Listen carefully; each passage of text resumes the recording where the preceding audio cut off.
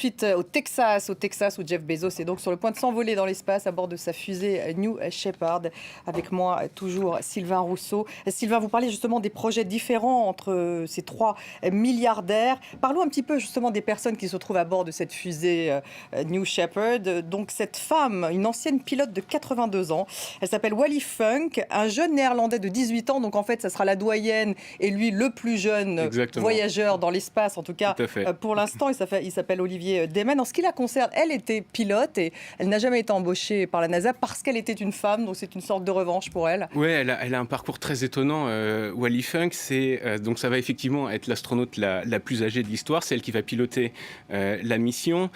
C'est une des pionnières de l'aviation américaine et de la course à l'espace. Elle est aviatrice professionnelle depuis ses 20 ans. C'est la première femme enquêtrice en sécurité aérienne, la première instructrice de vol et la première femme inspectrice de l'Agence fédérale d'aviation américaine. C'est aussi une pionnière de la conquête spatiale, puisque en 1961, elle fait partie du programme Mercury 13. Alors, le programme Mercury, à l'origine, c'était former les premiers astronautes américains pour les envoyer dans l'espace. Ils étaient 7, c'était 7 hommes, et en parallèle, la NASA a monté un programme, le Mercury 13, avec 13 femmes, exactement le même entraînement, les mêmes tests physiques, les mêmes tests psychologiques. Et puis le programme a été abandonné juste avant les derniers tests, mais Wally Funk était au même niveau de compétence que les astronautes qui sont allés sur la Lune. Elle a ensuite repostulé à la NASA, mais n'a effectivement jamais obtenu le poste. Jamais obtenu le poste. Donc là, c'est un peu son grand voyage, un rêve. Alors, pour la petite anecdote, en 2012, elle a acheté un billet pour l'espace, un billet Virgin Galactic. Mais comme le programme a pris du retard, eh bien, elle n'a pas encore pu l'honorer. Elle ira donc pour la première fois avec Jeff Bezos. Et puis en plus, on le sait, Jeff Bezos est très friand de ce genre de symbole lié à l'histoire de la conquête spatiale. Son vaisseau s'appelle New Shepard, en hommage à Alan Shepard, le premier astronaute américain. Il a annoncé son premier décollage. Il a annoncé ça le 5 mai, soit 60 ans jour pour jour après le premier vol d'Alan Shepard. Et nous sommes aujourd'hui le 20 juillet. Alors aux États-Unis, ça fait 52 ans aujourd'hui que Neil Armstrong a posé le pied sur la Lune. Il aime beaucoup ce genre de symbole, rappeler un petit peu l'historique de la conquête spatiale. Et cette fusée, Sylvain, que l'on voit, donc cette fusée New Shepard est différente finalement du vaisseau de Richard Branson de la semaine dernière. Complètement différente. Ce sont deux approches totalement différentes. Richard Branson, c'est un avion qui va traîner, qui va avoir sous son aile, donc un avion porteur qui va avoir sous son aile un avion supersonique qu'il va larguer, et puis l'avion supersonique va allumer son réacteur pour atteindre les 80 km de hauteur et redescendre en planant. Là, il s'agit d'une roquette. Il s'agit donc de cette fusée New Shepard qui va décoller à peu près dans 2 minutes, me dit-on, Sylvain. Mais c'est une fusée telle qu'on les connaît. C'est les fusées de la NASA, de SpaceX et les Soyuz. C'est le même principe, c'est-à-dire que c'est une roquette qui va s'envoler et qui, à peu près une fois arrivée à 40 km de hauteur, va larguer la capsule qui, elle, va continuer sa trajectoire balistique pour atteindre les 100 km d'altitude et retomber sur Terre avec parachute, rétrofusée et atterrir normalement, on l'espère en tout cas, à quelques kilomètres seulement du site de lancement. Mais c'est exactement le même procédé qu'un lancement de fusée classique auquel on assiste vers la station spatiale. Et pour les voyageurs, donc le plus impressionnant, c'est effectivement 10 minutes en apesanteur. Qu'est-ce qui va se passer exactement ? Pour les voyageurs, le plus impressionnant, ça va évidemment être la poussée au départ. Alors là, on n'est évidemment pas dans une fusée qui vous emmène vers la station spatiale. C'est quelque chose d'un peu plus petit. Il y aura une poussée de 3G, à peu près 150 secondes avant que la capsule se retrouve libre, si on peut dire, sur sa trajectoire. Donc déjà, cette poussée-là va être impressionnante. Les secousses au décollage vont être impressionnantes. Et puis, il y aura après l'impesanteur, la sensation de flotter. Et puis, voir la Terre d'en haut, voir le noir de l'espace, voir la courbure de la Terre. Tout ça, évidemment, n'a pas de prix. Là, ça va démarrer dans 30 secondes. On va le regarder avec vous.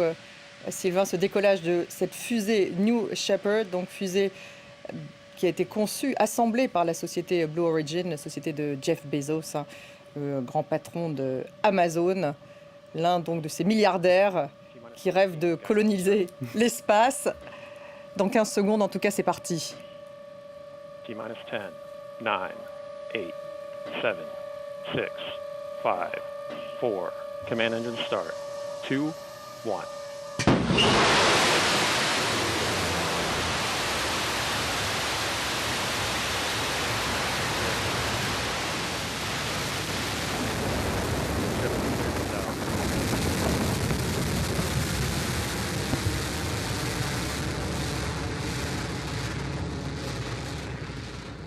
Décollage classique. Jusqu'ici, tout va bien. Jusqu'ici, tout va bien. Jusqu'ici, tout va bien. Décollage, effectivement, classique. Donc, normalement, je vous le disais, 150 secondes de montée avec la fusée. Et puis, à 40 km d'altitude, la capsule va se détacher pour poursuivre sa trajectoire. La fusée New Shepard, elle va redescendre également sur Terre à quelques kilomètres également du site de lancement. Et puis, eh bien, la capsule va poursuivre sa trajectoire, monter jusqu'à 100 km, peut-être même un petit peu au-delà. Et puis redescendre gentiment sur Terre. Normalement, l'intégralité du vol entre le décollage et l'atterrissage est prévue pour prendre 11 minutes. 11 minutes. Quels sont les risques, Sylvain, que prennent les risques, les passagers? Les passagers prennent un risque, mais un risque calculé. C'est pas le premier lancement de New Shepard. Il y en a eu 15 avant. Alors le tout premier a été considéré comme un succès mitigé parce que tout n'est pas revenu sur Terre. Mais les 14 autres se sont parfaitement bien déroulés. Donc tout a été testé, retesté, voilà. Mais en revanche, il y a toujours un risque. On se rappelle qu'en Virgin Galactic, par exemple, en 2014, il y avait eu une explosion suite à une erreur de pilotage, et l'un des deux pilotes était mort, l'autre avait été gravement blessé. Il a fallu 2 ans avant de refaire décoller un vaisseau, et on estime que le programme a perdu 5 ans de développement.